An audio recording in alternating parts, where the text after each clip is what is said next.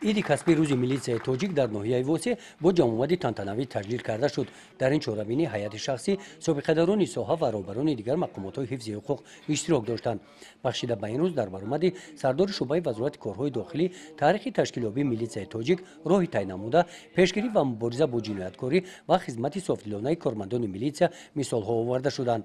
ذکر گردید که در ناحیه ووسه میلیسیا سال 1946 تأسیس یافته است. از آن دوران تا امروز 20 نفر شخصان ورزیده این ساحه شعبه وزارت کارهای داخلی در ناحیه ووسه را راهبری نمودند.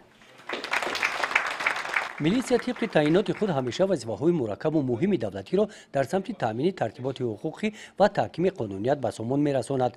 در ناحیه ووسه کارمندان میلیسیا با مسئله‌های بلند برداشتن صلاحیت‌ناکی و مهارت و ملکه کسبی، سطح سواد و معرفت‌ناکی و دانش حقوقی، اینچنین مدنیت کسبی توجه دائمی ظاهر می‌نمایند. این نقطه در برآمد معاون پروکورور ناحیه ذکر گردید.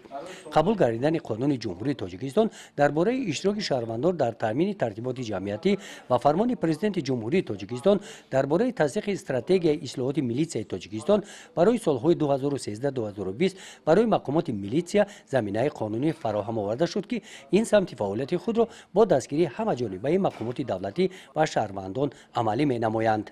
در این چهاربینی رهبران تشکیلات‌های جمعیتی برآمد نموده در سمت محافظت ترتیبات جمعیتی، پیشگیری جنایت‌ها و تربیت وطنپرستی نوجوانان جوانان همکاری خود را با میلیسیا بیان نمودند. در برآمد دیگر اشتراکچیان قید کرده شد که هدف از تطبیق اصلاحات میلیسیا این همکاری با هم نزدیک با اهالی، افزودن اعتماد و باور خلق و این نهاد کلیدی، تامین شفافیت در کار و فعالیت و مبارزه دستجمعانه با جنایتکاری میباشد. در قسمت جنبستی از نام رهبری وزارت کارهای داخلی به یک چند نفر کارمندان میلیسیا سپاسنامه تقدیم کرده شده، از 3 نفر جزای انتظامی برداشته شدند.